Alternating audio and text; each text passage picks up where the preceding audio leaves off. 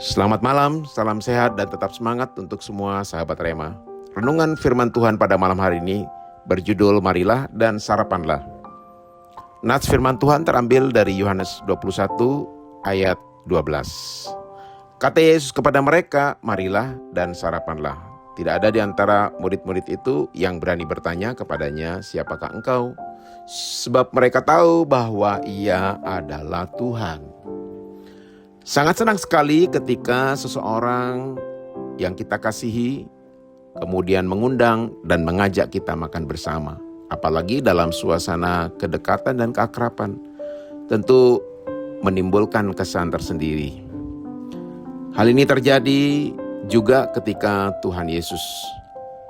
Di saat ia menampakkan diri kepada para murid, karena semalaman mereka menjadi penjala ikan, tetapi upayanya tidak menghasilkan apapun. Tetapi Tuhan menyerukan untuk mereka dapat menebarkan jala dan kemudian menghasilkan ikan yang begitu banyak. 3 hal menjadi pelajaran penting bagi kita. Yang pertama, marilah dan sarapanlah berbicara tentang perhatian Tuhan kepada apa yang menjadi kebutuhan jasmani kita. Dalam keseharian kita butuh makan dan minum.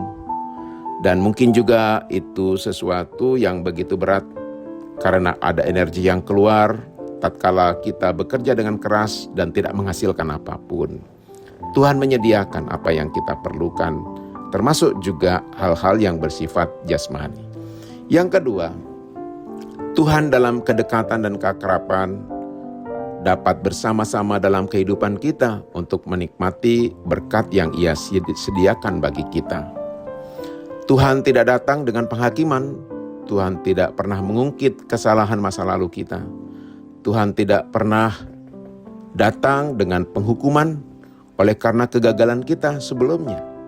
Demikian, Tuhan tidak pernah datang kepada para murid, walaupun mereka adalah orang-orang yang pernah meninggalkan ketika Yesus disalibkan di Bukit Golgota. Tuhan ingin mengembalikan kedekatan itu walaupun sempat terputus dalam suatu suasana yang baru. Tuhan pun demikian, dalam kegagalan Tuhan tidak jauh dari kehidupan setiap kita. Dalam kedekatan dan keakraban Ia tetap mengasihi kita. Yang ketiga, marilah dan sarapanlah. Bukan hanya sekedar hal-hal yang bersifat jasmani, tetapi ada yang lebih dalam daripada itu tentang pengenalan kepada Yesus Kristus sebagai Tuhan yang semakin bertumbuh dan bertambah.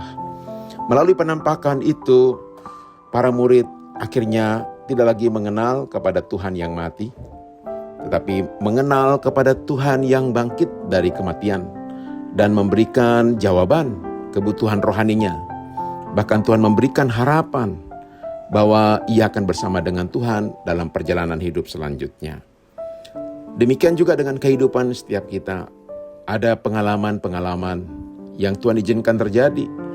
Bahkan kegagalan sekalipun mengajar kepada kita untuk lebih bertumbuh dan bertambah dalam pengenalan kita kepada Tuhan.